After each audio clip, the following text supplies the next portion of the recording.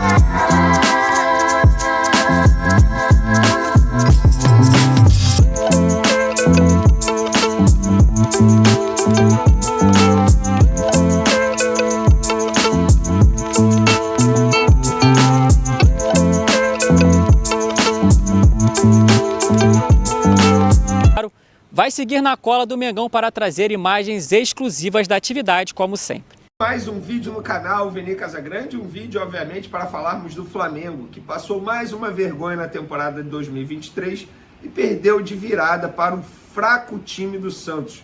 E quando eu digo fraco, o time do Santos não é nenhum exagero, é um dos times mais fracos da história do clube, se não for mais fraco, inclusive está lá embaixo brigando para não ser rebaixado para a Série B, lembrando que o Santos junto com o Flamengo também, nunca foi rebaixado para a Série B e está muito próximo disso acontecer. Mas no vídeo de agora, vamos contar uma curiosidade para vocês. O Bruno Henrique, que foi expulso justamente contra o Santos, ele também não poderá jogar contra o Palmeiras. Ele vai ter que cumprir 2 jogos.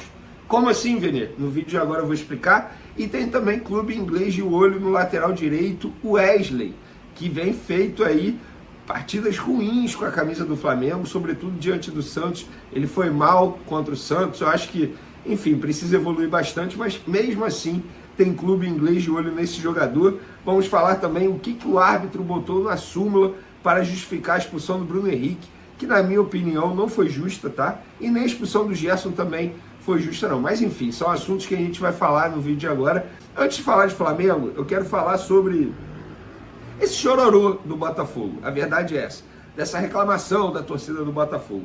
Ontem a gente pôde ver um espetáculo no futebol brasileiro. O jogo ontem entre Botafogo e Palmeiras no estádio Newton Santos foi um absurdo, foi para saborear. Óbvio, o torcedor do Botafogo não saboreou nem um pouco, mas o torcedor do Palmeiras saboreou e muito.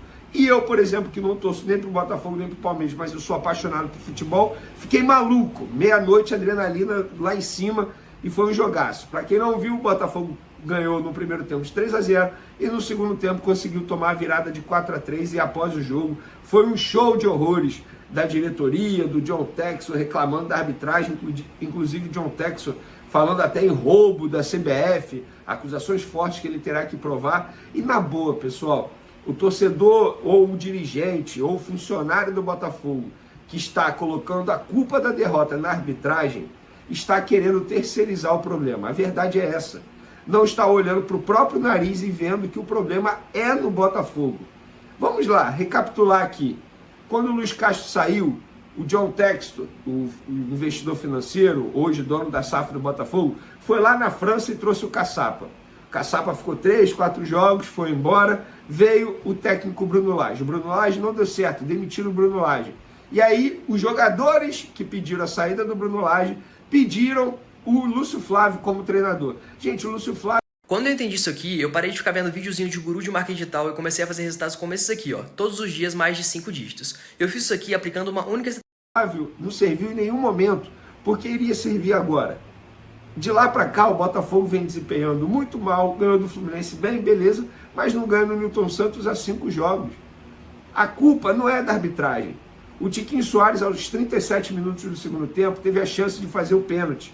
Estava 3-1 para o Botafogo, 37 do segundo tempo. Ele foi e perdeu a oportunidade.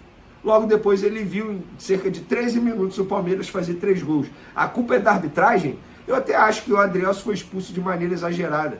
Mas botar a culpa na arbitragem, repito, é terceirizar o problema. Então, Botafogo, torcedor do Botafogo, para de chorar, para de reclamar. É mais fácil você cobrar os jogadores que não estão desempenhando o futebol que desempenharam no primeiro turno.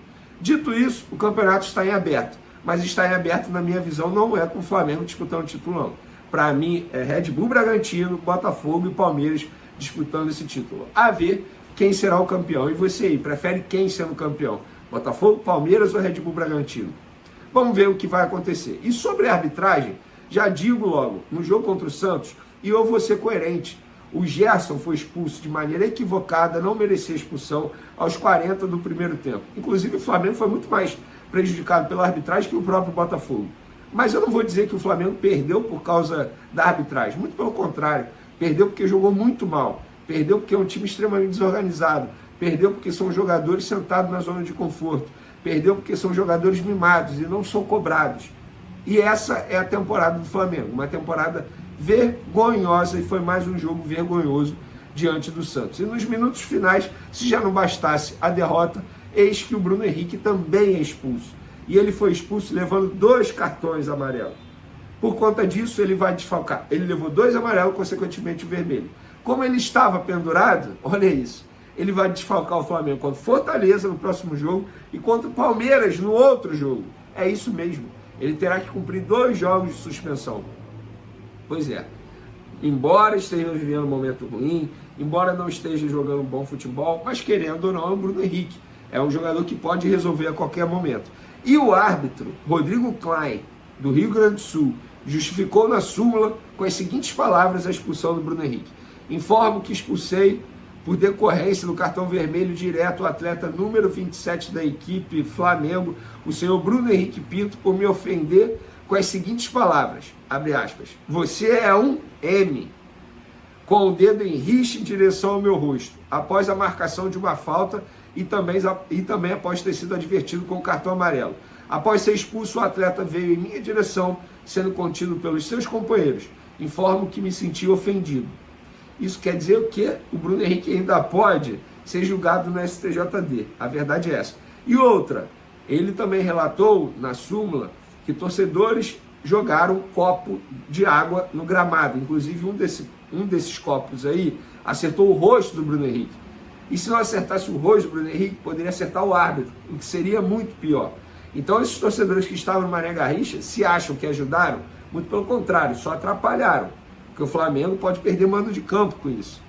Então, torcedor, pare e pense. Na hora da raiva, não faça isso, porque isso só vai prejudicar mais o Flamengo.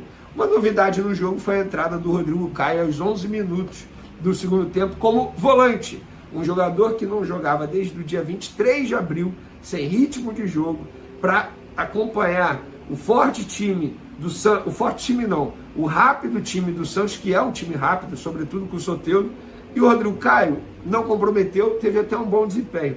Mas, torcedor, na boa, aquele que acha que só porque o Rodrigo Caio fez bons minutos contra o Santos tem que renovar o contrato, não faz o menor sentido. Cadê a coerência? Se a gente pede tanto a reformulação do elenco, vai pedir a renovação de contrato do Rodrigo Caio porque ele jogou bem em alguns minutos contra o Santos? Não faz o menor sentido. Eu não concordo com isso, não sei qual é a opinião de vocês aí. Vocês podem comentar à vontade, dando a opinião, lembrando que o canal é super democrático. Cada um tem sua opinião, só não vale xingar. Para finalizar nosso vídeo aqui, vamos falar sobre o interesse do Crystal Palace no lateral direito, Wesley. E quem falou isso foi o próprio John Textor, investidor da SAF do Botafogo, que também é investidor da SAF lá do Crystal Palace, é um dos donos do Crystal Palace. E ele deu uma entrevista falando, se eu não me engano, para a ESPN, falando que tem o desejo de levar o Wesley para o Crystal Palace, que gosta muito do futebol do Wesley. John Textor, posso ser sincero? Leva porque o Wesley aqui no Flamengo ele não vai render mais com a camisa do clube. Esquece, eu acho que ele já evoluiu tudo que ele tinha que evoluir. Particularmente eu gosto até do jogador, mas inclusive desde a chegada do Tite ele não consegue desempenhar um bom futebol. Contra o Santos, tudo bem, quem errou primeiro no gol do Santos foi o Thiago Maia, que perdeu a bola, mas a falta que ele faz no Soteldo, uma falta totalmente desnecessária, e logo depois saiu o primeiro gol do Santos, que inclusive foi o gol de empate quando o Flamengo tinha feito um gol com o Pedro. Eu acho que é um jogador que no Flamengo não vai render mais. Se o Crystal Palace quiser levar, na minha visão, não vai fazer nenhuma falta. Inclusive, um clube que fatura 1 bilhão na temporada não pode ter Mateuzinho e Wesley na lateral direita. Com todo respeito a esses dois jogadores, gosto deles, mas acho que o Flamengo precisa pensar muito na montagem do elenco para 2024. É um elenco totalmente desequilibrado. Quando eu digo desequilibrado, não é mentalmente não. Se a gente for olhar o setor ofensivo, muito bom. Agora olha o setor defensivo, olha as laterais. O Flamengo precisa de reforço em todos os setores para 2024. Na zaga, tem que reforçar, até porque vai sair o Rodrigo Caio, o Pablo não consegue mais jogar futebol, o Davi Luiz é uma incógnita, tem o Fabrício Bruno e o Léo Pereira, só. Na lateral esquerda, tchau Felipe Luiz, tem apenas Ayrton Lucas. Na lateral direita, juntos os três, Varela, Mateuzinho e Wesley, não vai dar um. No meio de campo, perdeu o Pulgar. Tudo bem, tem o Alan que vai voltar em 2024. Mas e aí? É só isso. Arrascaeta e Everton Ribeiro, será que aguentam fisicamente? Eles mostraram que não. Então o Flamengo precisa reforçar o elenco pensando em 2024. Fala, nação rubro-negra! Nação, deixa aqui nos comentários suas opiniões. O que vocês acham sobre a contratação de novos laterais para o Flamengo? E o setor defensivo também, né? Precisamos de um setor defensivo mais forte. Porque, porra, Davi Luiz, tá de sacanagem, né? Davi Luiz, incógnita, difícil, né, irmão?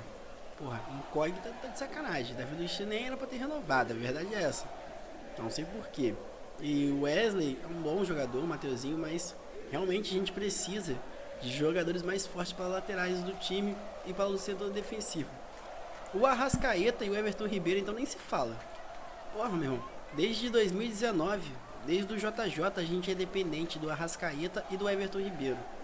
Eu lembro que no jogo contra o Liverpool, quando o Flamengo estava jogando bem, o Flamengo poderia amassar o Liverpool, tinha chance de ganhar. O Flamengo estava bem melhor no segundo tempo.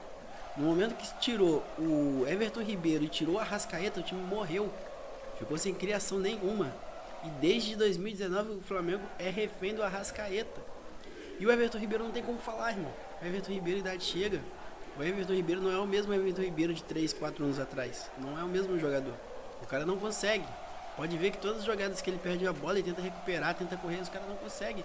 E as jogadas de contra-ataque geralmente são nas costas do Everton Ribeiro. O Everton Ribeiro não consegue mais jogar aquele futebol que ele tinha. Ele, porra, é ídolo. Porra, o Everton Ribeiro é mito, irmão. Joga demais, habilidoso demais. Um passe do cara resolve. Mas a gente não pode contar com o cara no jogar 2 tempos. O cara não consegue. O cara não tem esse desempenho. Ele é mais pra jogador, tipo assim, 30 minutos do segundo tempo, ele entrar e tal. Entendeu? Mas ele não tem como recompor rapidamente igual ele recompõe antigamente. E o Arrascaeta, cara, ele é muita lesão, cara. E o cara não pode ficar só nele. O Flamengo tá refém do Arrascaeta há muito tempo. Desde quando ele jogou com o Pubalgia, tá jogando no sacrifício. Porra, direto, velho. O Arrascaeta não consegue, não é o mesmo Arrascaeta. Então a gente não pode ficar refém apenas disso. No ataque, então, nem se fala. Gabigol, esquece. Cebolinha não tá jogando nada. E aí? O Pedro marcou um golzinho, mas o Pedro tava numa seca de bola rolando há muito tempo. E aí, vamos ficar refém desses caras até quando? Então o Flamengo precisa reformular isso logo. O Rossi, meu Deus do céu. Meu irmão, o Rossi, as saídas que ele tá indo pra bola, porra, totalmente atrasado. O gol do Santos, porra, pelo amor de Deus. Ele demorou pra pular. Demorou muito pra pular. Tá louco. E você, rubro-negro carioca, apaixonado pelo Mengão, queridão, malvadão, se inscreva aqui no canal e deixa aquele like. É totalmente gratuito. Irmão, se você não se inscrever no canal, o seu filho vai nascer vascaíno, botafoguense, tricolor, santista, gremista, sei lá, irmão. Qualquer coisa menos flamenguista. E você que é flamenguista apaixonado, porra, você quer que seu filho seja flamenguista, apaixonado pelo Mengão, rubro-negro. Então, dê essa moral pra gente. É totalmente gratuito e você não paga nada. E você se junta a uma comunidade de flamenguista apaixonado e não perde nenhuma notícia importante do Mengão, queridão. Tamo junto, nação rubro-negra, e até o próximo vídeo.